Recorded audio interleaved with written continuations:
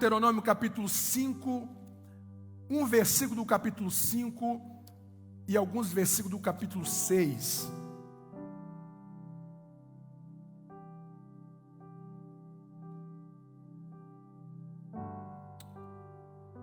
Hoje eu coloquei no meu coração, de manhã, em ler Deuteronômio, em uma sentada.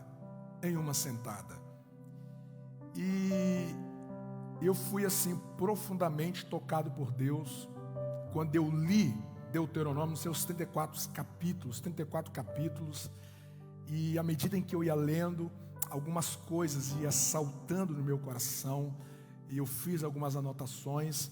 E essa pregação é exatamente aquilo que Deus conversou comigo lendo Deuteronômio nesta manhã. Versículo 32 diz assim: olhai, pois, que façais como vos mandou o Senhor, vosso Deus, e não desvies nem para a direita e nem para a esquerda. Nem desvie para a direita e nem para a esquerda. Capítulo 6, versículo 20. A seguir diz assim: quando teu filho te perguntar pelo tempo adiante, dizendo: quais são os testemunhos e estatutos e juízos que o Senhor nosso Deus vos ordenou? Então dirás a teu filho: éramos servos de Faraó no Egito, porém o Senhor nos tirou com mão forte do Egito. E o Senhor fez sinais grandes e penosas maravilhas no Egito, a Faraó e a toda a sua casa aos nossos olhos.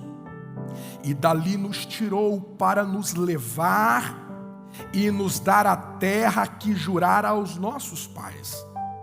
E o Senhor nos ordenou que fizéssemos todos estes estatutos para temermos ao Senhor nosso Deus, para o nosso perpétuo bem, para nos guardar em vida, como no dia de hoje. E será para nós justiça, quando tivermos cuidado de fazer todos esses mandamentos perante o Senhor nosso Deus, como nos tem ordenado. Deus, torna cativo todo o nosso entendimento a esta palavra. Ó Deus, não nos deixe inalterados mediante a luz dessa Escritura. Em nome de Jesus, em nome de Jesus. Quando eu lia Deuteronômio nesta manhã, e eu estava no escritório, de repente o Alejandro entra no escritório, senta do meu lado, e ele disse: pai, o que o senhor está fazendo? Eu disse: eu estou lendo Deuteronômio. E ele me pergunta: por que Deuteronômio? E eu expliquei: porque esse mês é o mês que nós estaremos falando sobre obediência, e Deuteronômio é um livro que destaca muito o valor, a seriedade, os princípios da obediência. E então, ele olhou para mim com uma cara de mistério e fez uma pergunta, mais ou menos essa cara de mistério aí. E ele fez essa seguinte pergunta para mim: pai, se o diabo, que é o diabo, obedece a Deus, por que nós não obedecemos?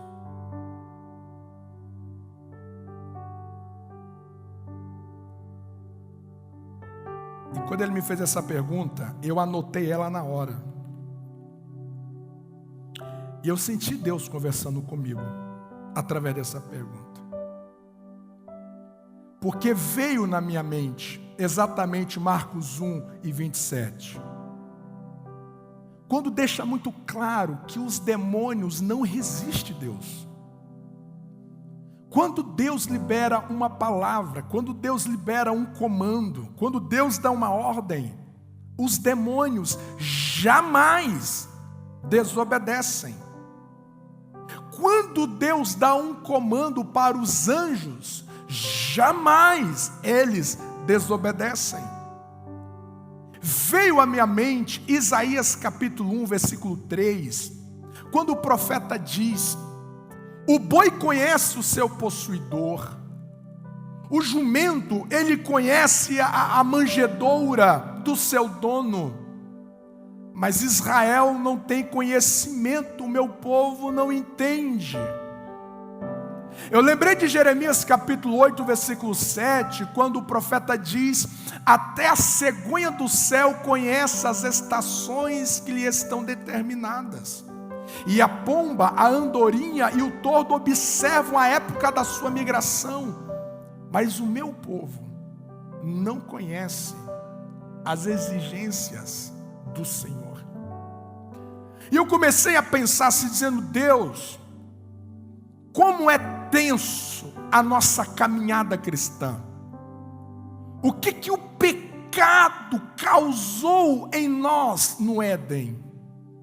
De sorte que nós somos os únicos seres viventes que resiste, que insiste, que tenta algumas vezes negociar um comando, um preceito, uma ordem, uma lei. O que o pecado fez conosco? De sorte que nem mesmo Satanás, o inimigo declarado de Deus, nem mesmo ele ousa não obedecer a Deus.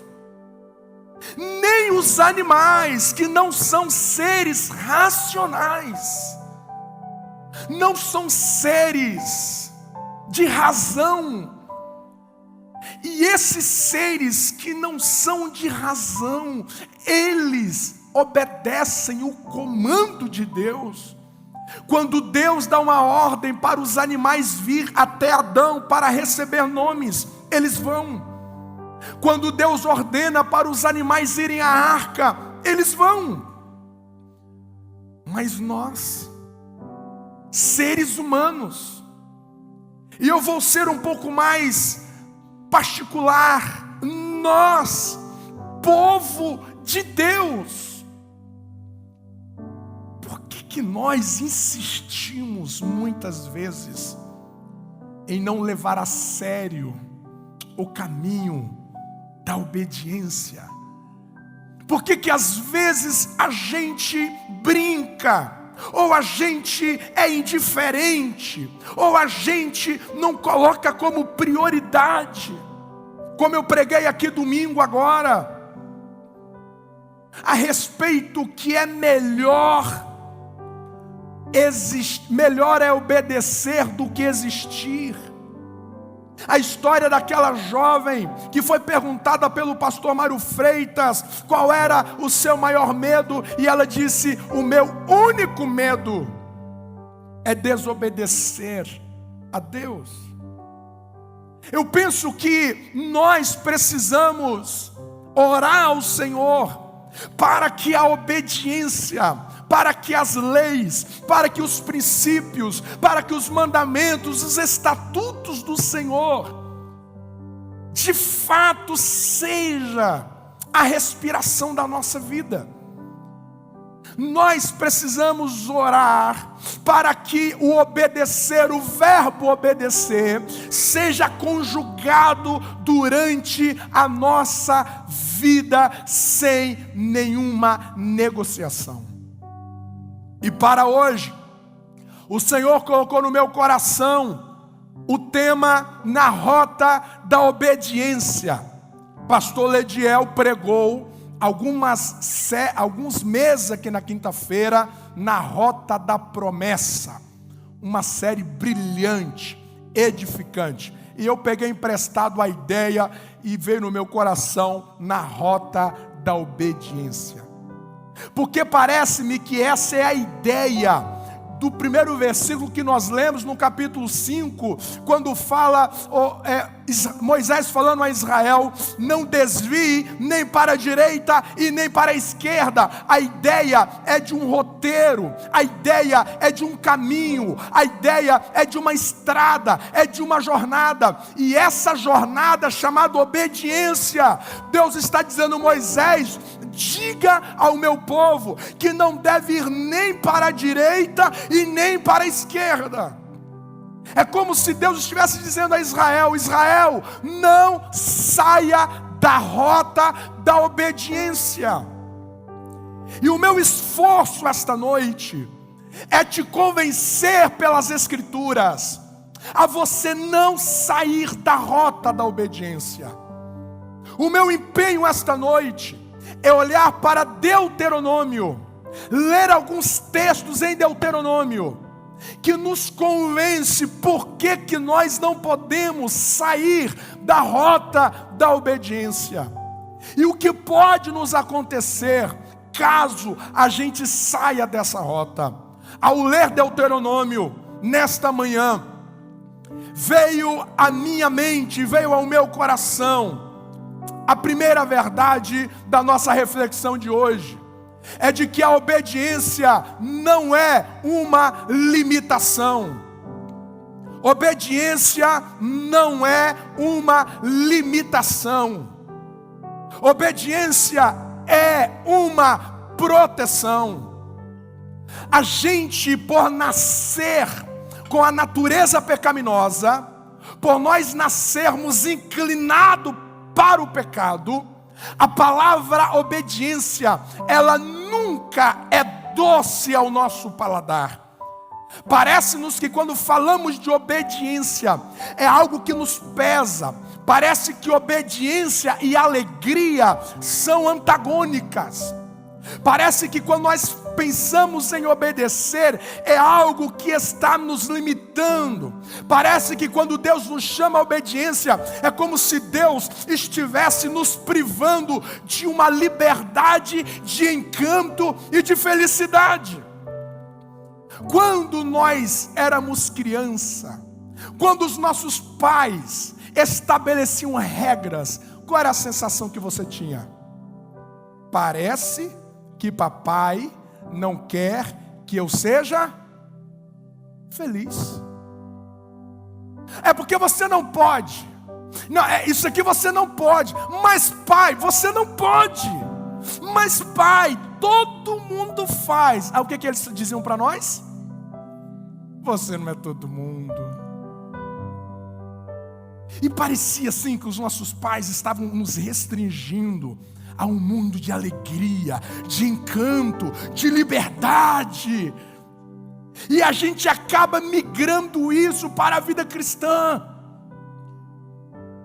Porque se você observar a lei que Deus vai entregar a Israel, a maior parte dela começa com não. Dá uma olhada nos 10 mandamentos. Não farás, não terás, não, não, não, não, não. E o não, esse negativo vai pesando. Parece-nos de que obedecer é Deus nos limitando a uma liberdade, a uma satisfação.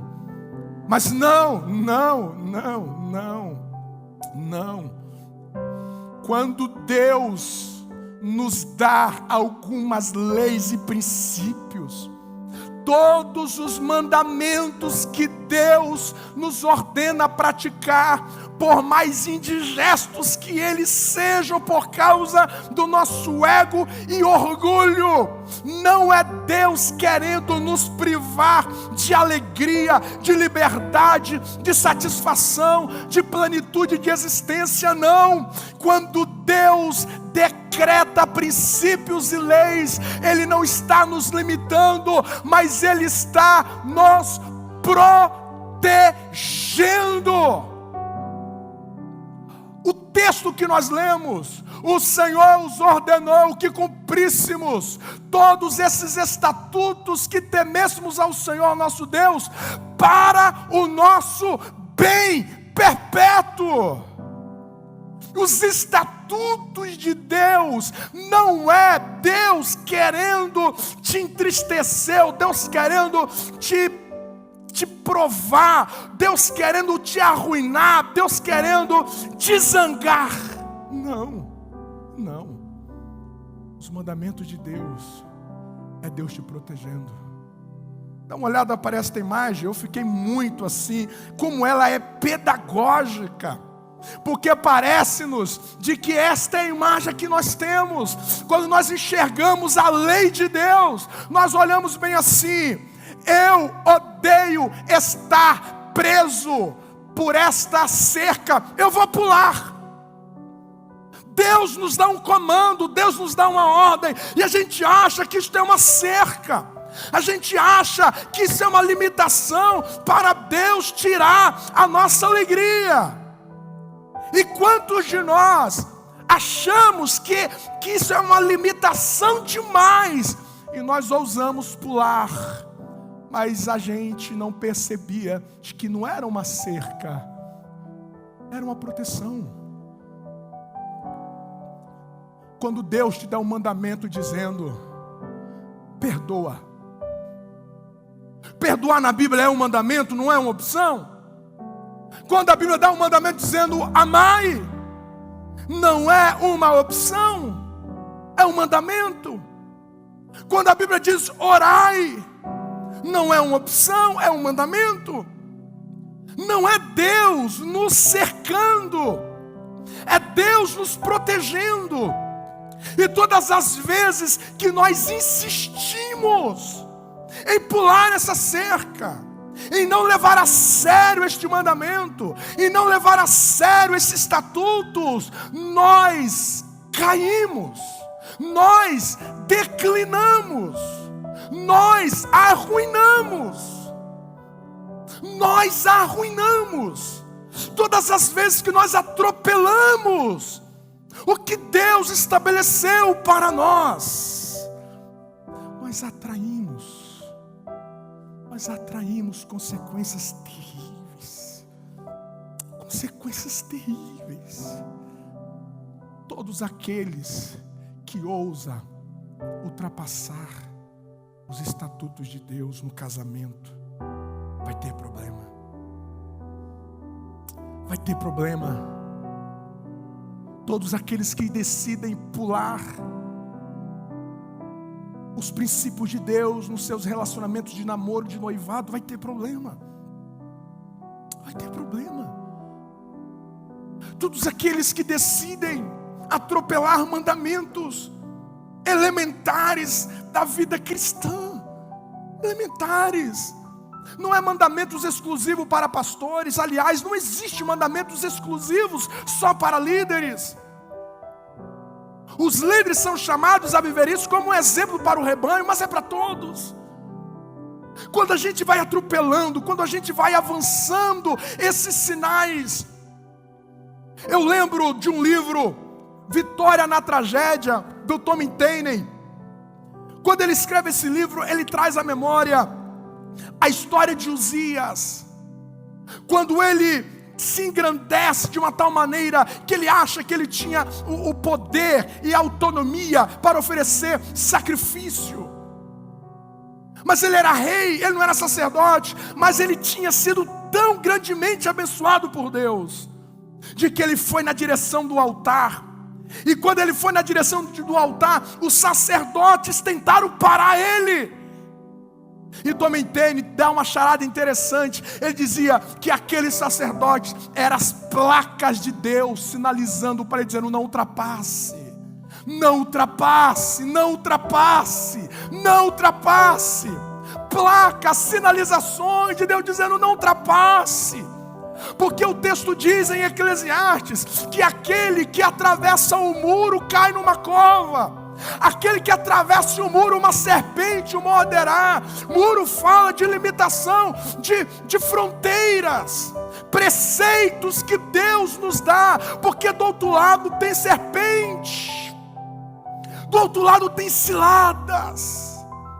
Aí de repente, aquele homem que tinha um futuro brilhante, aquele homem que era um rei, que entraria para a história de Judá, está leproso, porque não prestou atenção nas placas de Deus, não prestou atenção nos limites que Deus havia dado para ele, não como uma restrição, mas como uma proteção.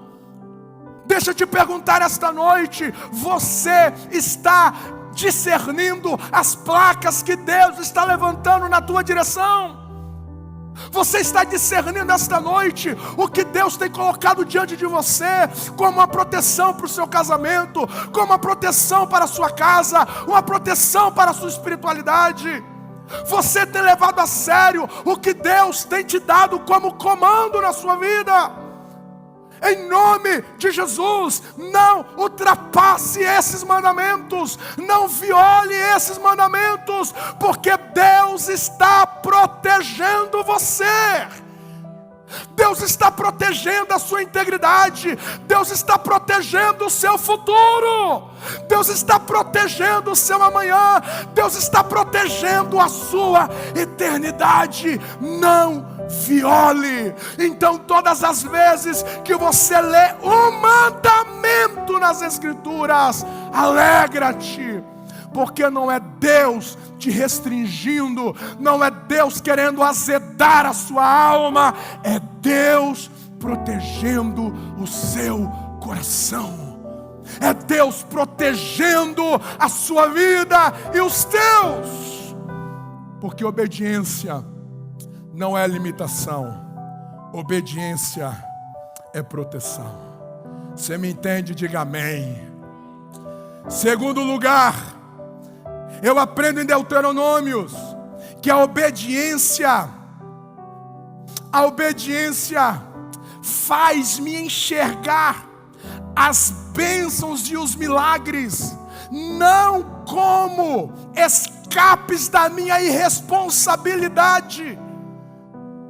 Deuteronômio me ensina que a obediência, as bênçãos e os milagres não são escapes das minhas irresponsabilidades, mas bênçãos e milagres são fruto de uma intimidade com Deus. Deixa eu te explicar melhor. O que nós enxergamos? O que nós enxergamos na vida é que as pessoas decidem viver a vida em uma superficialidade. As pessoas decidem viver a vida de maneira rasa, de maneira fria, de maneira indiferente. Eles priorizam o trabalho, eles priorizam dinheiro, eles priorizam viagens, eles priorizam tudo. Mas reino de Deus não é prioridade. Palavra de Deus não é prioridade. Não é. E eles vão casando e casam sem ouvir Deus. Casam sem ouvir Deus. E lá na frente isso vai dar problema. E quando dá problema, ele acorda. Aí quando ele acorda, ele vem para a igreja. E quando ele vem para a igreja, o que ele está pedindo para Deus? Milagre. Ele quer um milagre. Ele quer um milagre porque agora a sua vida está tão embaraçada. E está embaraçada foi porque ele fez decisões. E quem planta, colhe. Quem planta, colhe. É mais ou menos o camarada que ele está com dinheiro no bolso para pagar o IPVA do carro. Só que esse cara, ele decide comprar um tênis caro, ele decide comprar uma televisão. Ele pega esse dinheiro para comprar qualquer outra coisa. E o IPVA atrasado. Aí ele está na rodovia, ele vê a distância que tem uma blitz. O carro está parando todo mundo. O que ele vai fazer? Ele vai orar. Ele vai orar para que Deus venha interferir milagrosamente para que o guarda não o veja. Porque se o ver, vai prender o carro. Existem milagres que nós estamos acionando, mas são escapes das nossas irresponsabilidades. quando eu decido não viver uma vida no secreto, quando eu decido não viver um relacionamento saudável que as Escrituras nos convidam a viver, eu decido viver uma solidão dentro da igreja, isso vai dar problema, isso vai me levar a uma depressão, isso vai me levar a um peso, a uma carga que eu não conseguirei suportar, porque vida cristã não foi projetada para viver em solidão. Vir para a igreja, voltar para casa sem comunicar, sem abraçar, sem se relacionar, vai dar problema. E quando o problema estoura, a gente quer milagres. A gente quer milagres. Israel vai querer pecar. Quando a bomba estoura, eles querem Deus. Eles pegam a arca e leva lá para a batalha, dizendo: Deus não vai passar vergonha com isso. Claro que Deus não vai passar vergonha. A arca está aqui, claro que essa batalha já está ganha. Não, Israel, você vai perder essa batalha. A arca vai ser roubada, mas eu não vou comprar esta briga, porque esta derrota você plantou, você deu as costas para os meus mandamentos, e agora você quer milagres como escapes de uma irresponsabilidade da vida. Eu vou te falar uma coisa, você pode anotar que pouquíssimas coisas, pouquíssimas aflições na vida, que de fato é Deus nos provando, que de fato é o inimigo querendo acabar com a gente. Por mais paradoxal que isso pareça, grande parte das nossas aflições foram atitudes equivocadas que nós tomamos. A gente falou o que não devia, a gente assistiu, a gente ouviu a palavra, Deus levantou a placa, Deus levantou a sinalização, em um culto, em uma pregação, em um ministro de louvor, em um aconselhamento, Deus fala, mas o que nós fazemos com tudo que Deus fala? Aonde que a gente anota isso? Aonde que a gente leva isso a sério? E a gente vai atropelando, chega uma hora que a fatura vem, chega uma hora que a conta vem, e quando a conta vem, eu corro para a igreja e falo: Deus, eu preciso de um milagre. Eu não estou dizendo que Deus virará as costas. Deuteronômio vai te chamar ao arrependimento. Existe bênção do arrependimento, mas o que eu quero te dizer é que quando você lê Deuteronômio, você é chocado positivamente de Deus dizendo assim: Israel, vamos ler o texto. O texto diz assim, converter-ás, Deuteronômio 38:10. Lê comigo, vamos lá, 3, 2, 1.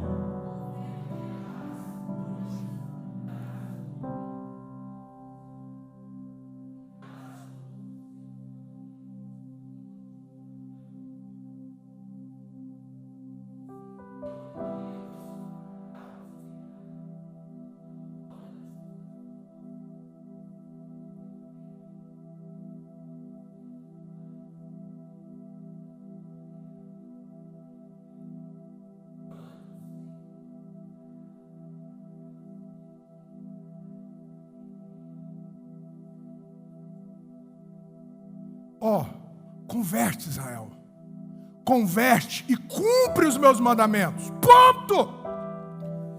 Viva do meu jeito, vive da minha maneira, e o que você vai colher? Você será próspero, o fruto do seu ventre não se perderá, o fruto dos seus animais, os seus bens, as suas posses. Deus está dizendo: Israel, milagre na sua vida não pode ser um escape de uma responsabilidade da sua vida marital, da sua vida de maternidade, de paternidade, de esposa, de filhos, de patrão, de empregado. O cara é ruim no trabalho e ele é mandado embora porque ele é ruim, e depois ele quer milagre para uma porta de emprego, porque, meu Deus não está olhando para mim.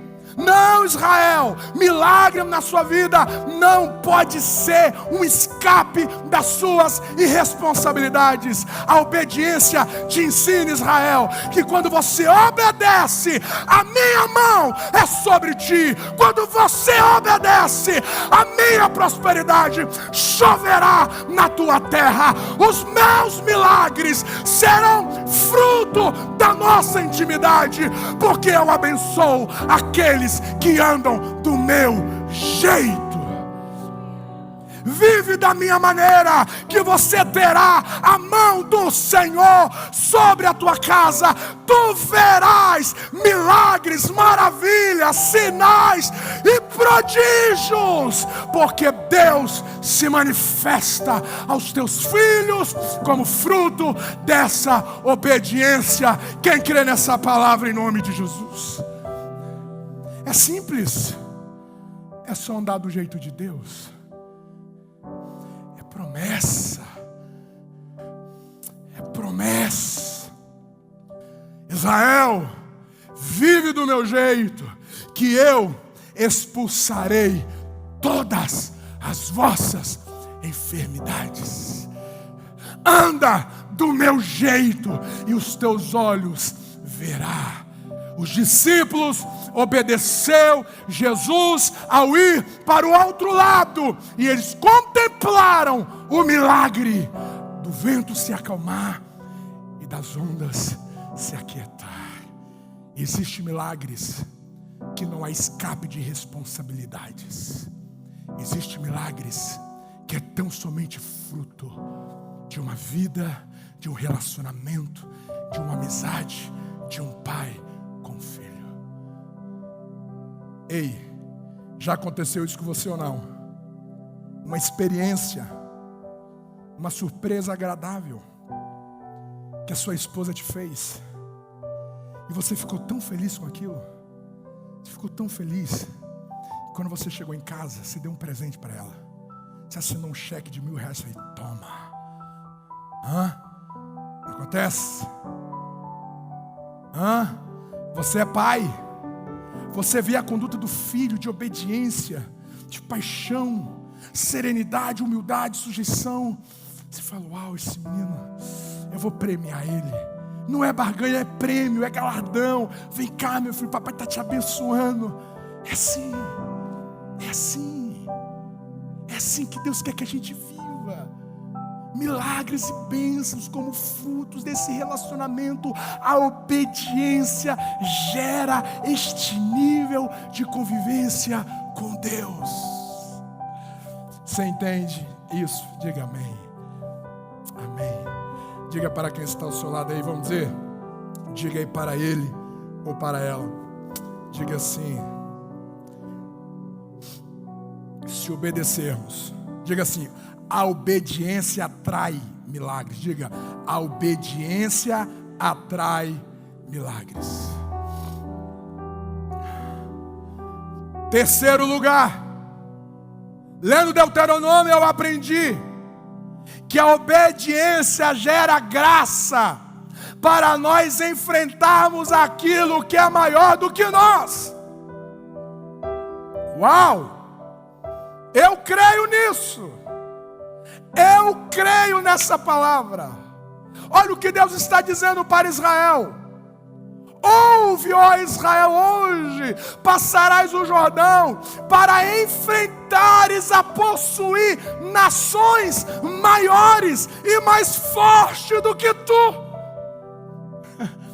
Cidades grandes e muradas até os céus. Um povo grande e alto, filhos de gigantes que tu conheces e que já ouviste dizer: quem resistiria diante dos filhos dos gigantes?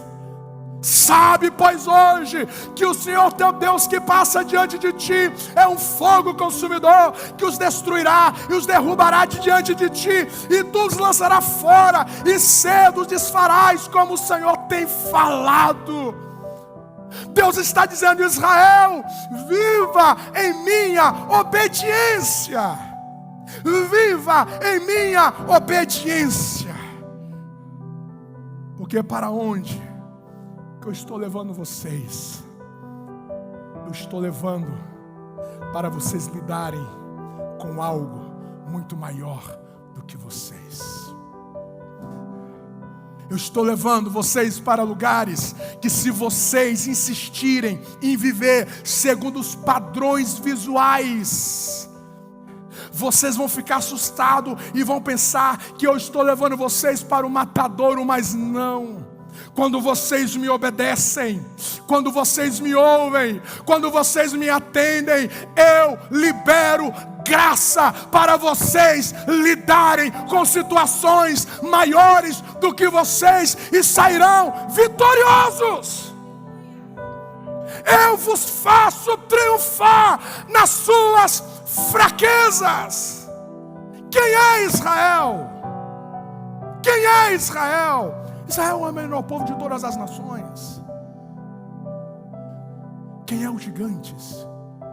Quando você lê Deuteronômio, você vai ver que Deuteronômio fala de gigante de 4 metros de altura. Você sabe o que é um guarda-roupa de 4 metros de altura? Um ser humano com a gordura, com espaço de quase 1,80 m. Esses homens que Israel vai lidar. Vai me dizer que de vez em quando você não sente essa sensação de que você está diante disso assim, ó. O que está diante de você é grande demais. O desafio é grande demais. O problema é grande demais. E você fala assim: essa eu não consigo, porque é muito maior do que eu. Foi isso que Saul pensou quando viu Davi enfrentar Golias. Você está em desvantagem, Davi. Não, não. Para quem está obedecendo, para quem está obedecendo, não é o menor que está em desvantagem.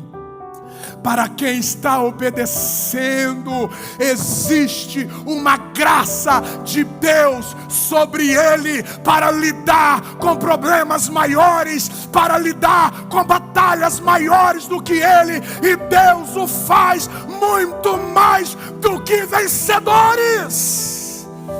Deus está gritando no teu coração esta noite: experimenta e decida viver a obediência, e eu te farei mais do que vencedores naqueles lugares, naquelas situações, maior do que você. Zebori de reve fole bibon inanzia stebila fofosé alicamburi de lamvulusuri de sai. Deus conversa contigo dizendo: para que medo? Deus diz: para que querer fugir? Deus está te dizendo: para que querer escapar? Para que se apavorar? Por que ficar apavorado, apavorada? Se tu estiver nos meus mandamentos, há uma graça sobre ti para vencer aquilo que é maior do que você. Você crê nessa palavra? Você crê nessa palavra? Me dá um sinal que você crê nessa palavra. Me dá um sinal que você crê nessa palavra. Me dá um sinal que você crê nesta palavra.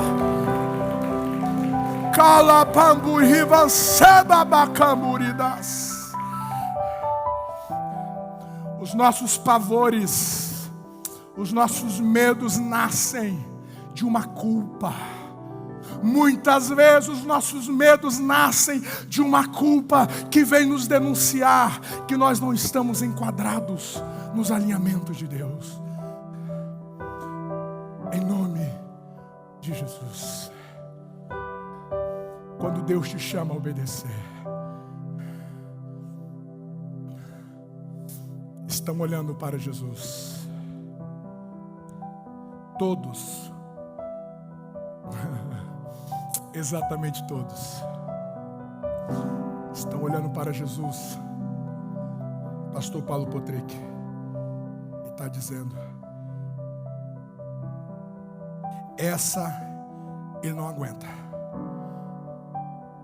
Cruz, açoite, coroa de... essa ele não vai. Já está decretado a sua derrota. Pastor Jessé, está todo mundo olhando para ele e disse: poxa, salvou tantos, ajudou tantos, mas essa ele não sai vivo, essa ele não supera. Todos estão olhando e dizendo: cadê aquele poder que ressuscitou mortos, que curou cegos? Presbítero Paulo, essa ele perdeu. Pastor Rubens, ninguém olhando para Jesus lhe deu garantias de vitória, porque qualquer criança hoje conseguiria prevalecer sobre ele, mano a mano ali na cruz. Mas o Cristo crucificado é um retrato falado de que quem vive para fazer a vontade do Pai está debaixo da graça para lidar com aquilo que é aparentemente maior. O Cristo crucificado, debaixo de dores, sem força física, no alto da cruz, ele estava pisando na cabeça de Satanás. E quando ele diz: nas tuas mãos eu entrego o meu espírito, e ele expirou, é como se eu estivesse vendo ele dizendo: morte, eu te encontro na manhã de domingo, eu te vencerei daqui a 3 dias. Levante a sua mão, deixa-me ministrar em nome de Jesus. Levante a sua mão, deixa-me profetizar em nome de Jesus. Ouve Deus, obedece a Deus, e sobre ti está uma graça, está uma unção, está um poder, está uma autoridade para você vencer todas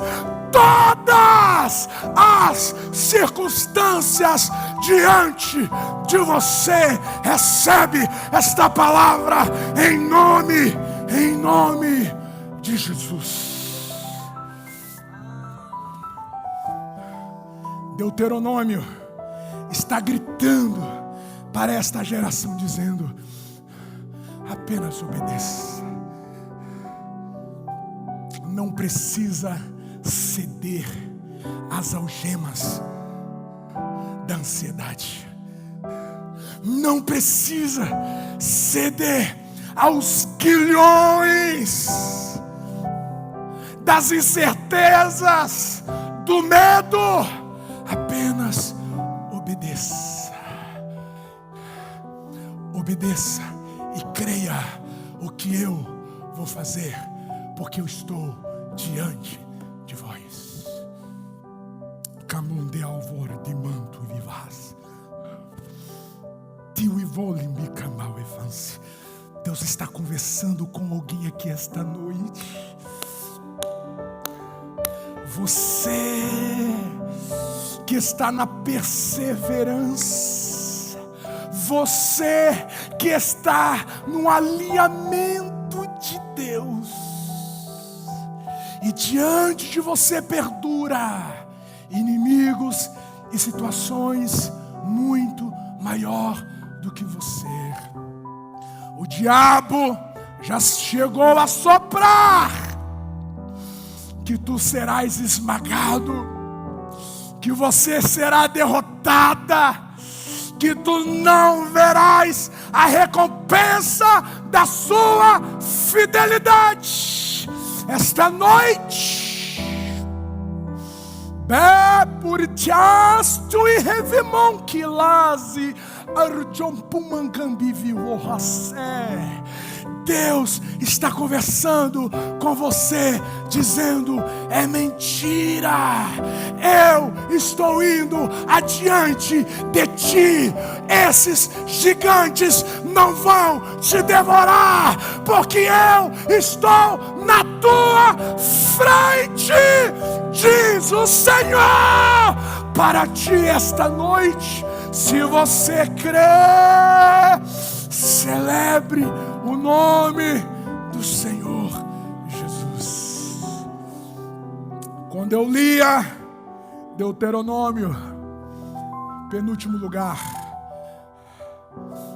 eu aprendi que a obediência me livra de roubar a glória de Deus pelo espírito da meritocracia. Olha o que Deus vai conversar com Israel. Leia, por favor. 1, 2, 3. Opa, vamos lá? 1, 2, 3.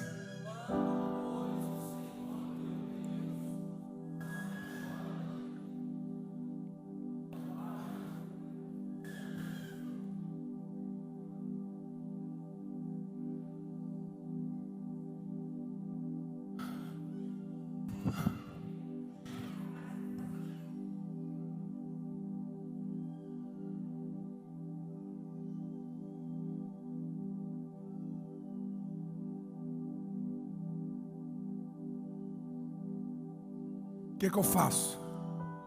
Vamos ler. Quando, pois, o Senhor, teu Deus, os lançar fora de diante de ti, está falando das nações, dos inimigos, vírgula, não fales no teu coração dizendo: por causa da minha justiça é que o Senhor me trouxe a esta terra para possuir. Olha o que Deus está dizendo. Israel, obedece, viva do meu jeito,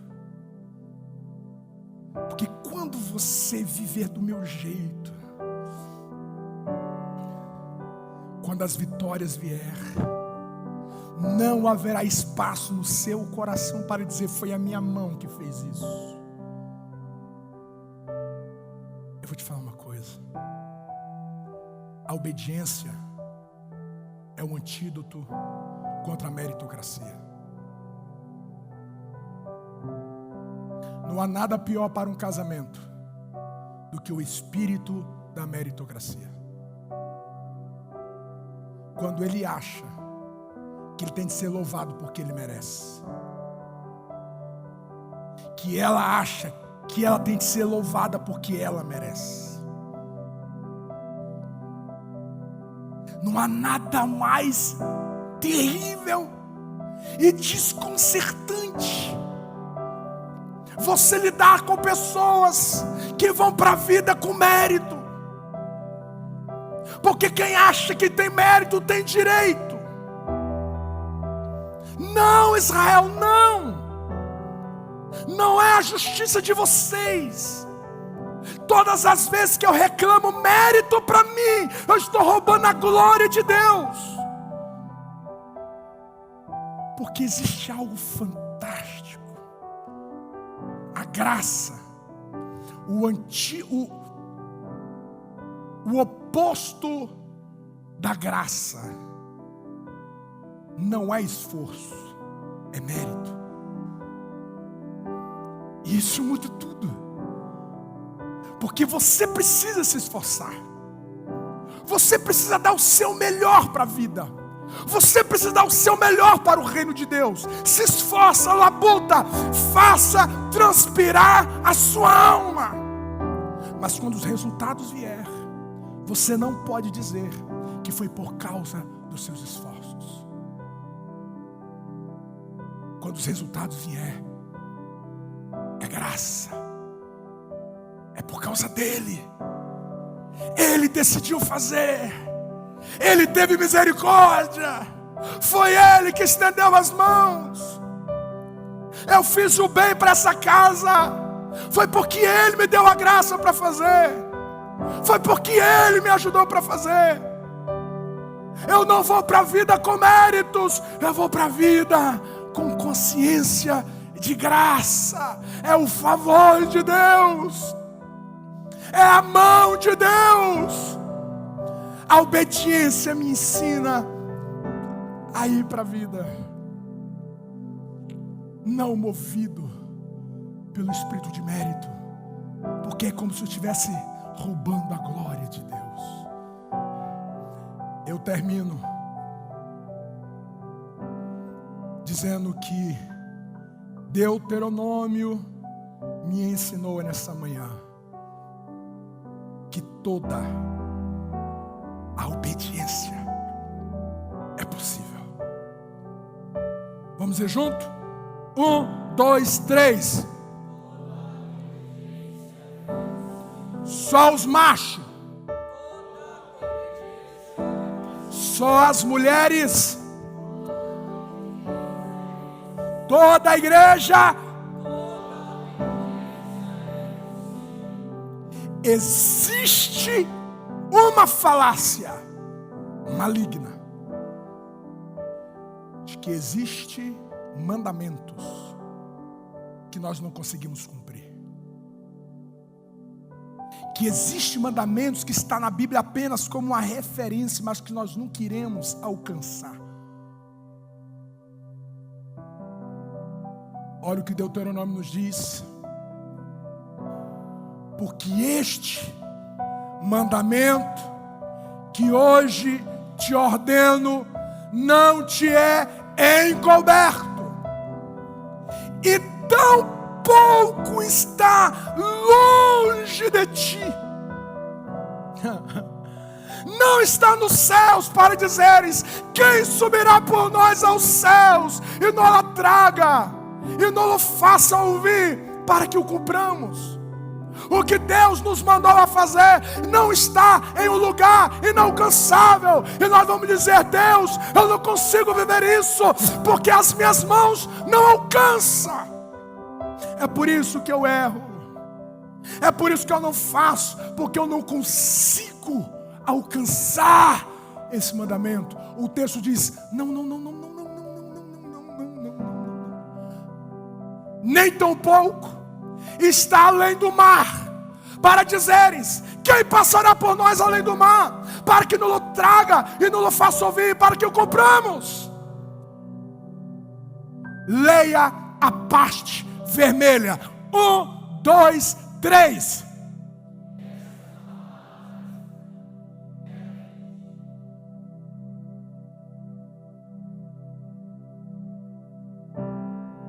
Essa palavra está perto de ti,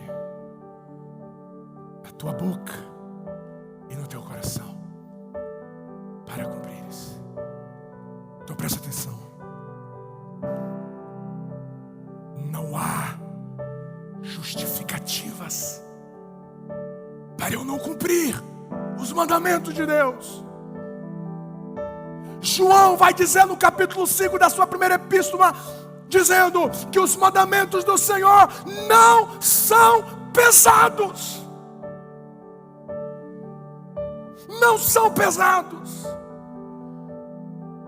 Não há explicação para eu, não existem justificativas para eu não viver o mandamento que Deus tem para mim como homem: de não pecar, de não adulterar, de não prostituir, de não ver pornografia, de não ser um maldizente.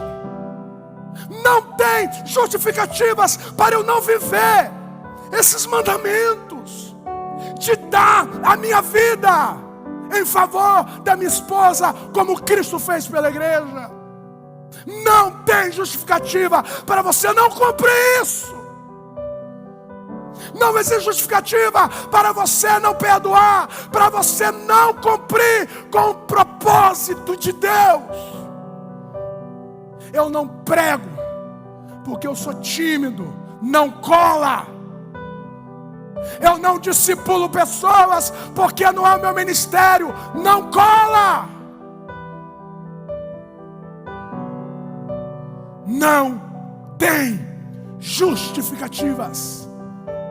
Deuteronômio grita aos meus ouvidos dizendo: tudo que Deus mandou você fazer como mulher, como esposa, como obreiro, como filho, como filha, é possível.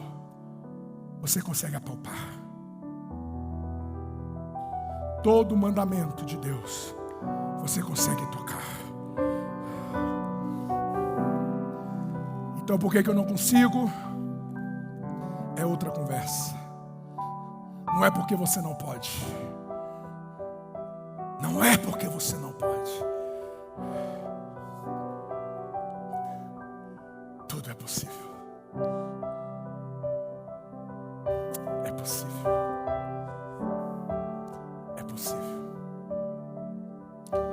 Na rota da obediência, você tem Deus como seu aliado. Israel, experimente obedecer, e você me terá como seu parceiro, e você me terá ao teu favor sempre. Entrarei nas tuas batalhas, pelejarei as tuas pelejas, porque nós estamos juntos, os nossos corações estão alinhados. Oh glória, oh glória. Eu vou te dar 5 minutos. Eu vou te dar 5 minutos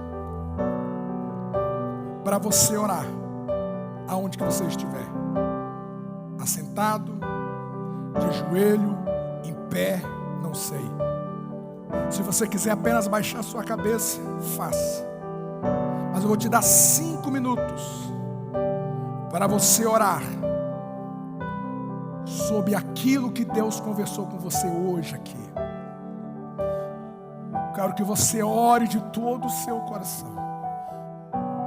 Eu não sei qual foi a parte que Deus mais te pegou hoje, mas eu quero que você responda alguma coisa para Deus depois dessa pregação. Responda alguma coisa para Deus. Diga alguma coisa para Ele depois dessa pregação. Ele está aí para te ouvir. Ele está aí para te ouvir. Ele está aí para te ouvir. Alabaias, tomagamanca, mudirica, alabaias. Alabaui, bandeiras. Ibaú, evancamaratis.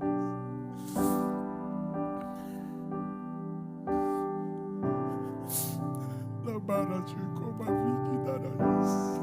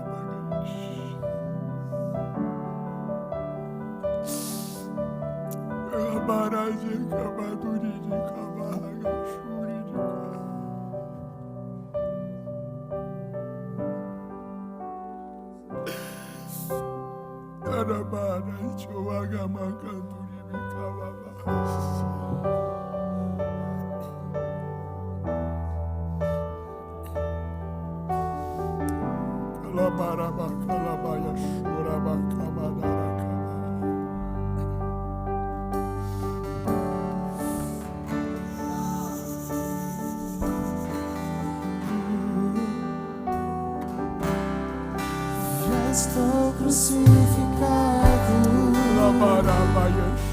com Cristo, agora vivo, não mais eu. Já estou crucificado com Cristo, agora vivo, não mais eu.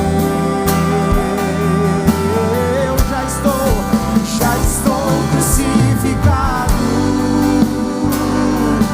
com Cristo, agora vivo, não mais eu. Ficamos em pé em nome de Jesus. Cristo vive em mim. Aleluia.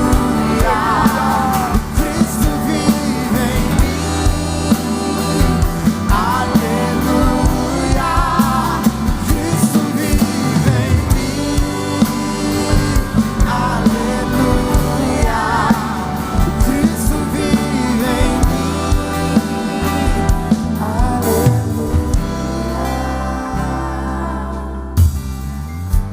Quanto sente o poder da palavra sobre nós esta noite?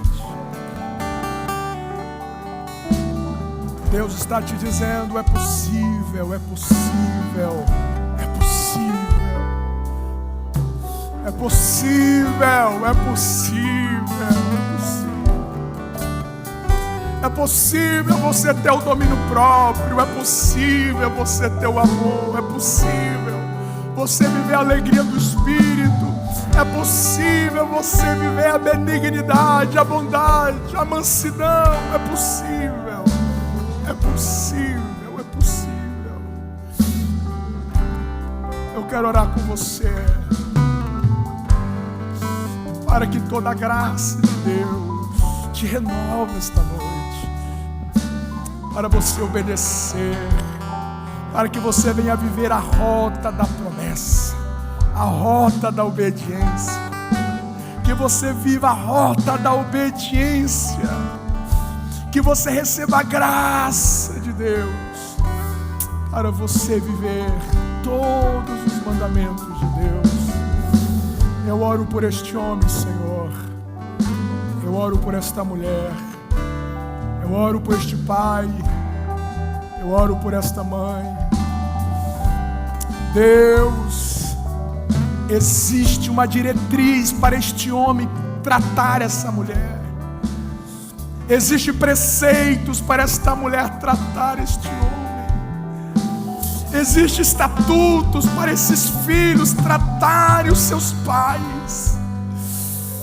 Oh Espírito de graça, renova em nós a força, o vigor, a condição de cumprirmos a tua lei, os teus mandamentos, os teus preceitos. Em nome de Jesus, que este homem e esta mulher assume o compromisso e a responsabilidade inegociável de andar na rota da obediência, em nome de Jesus.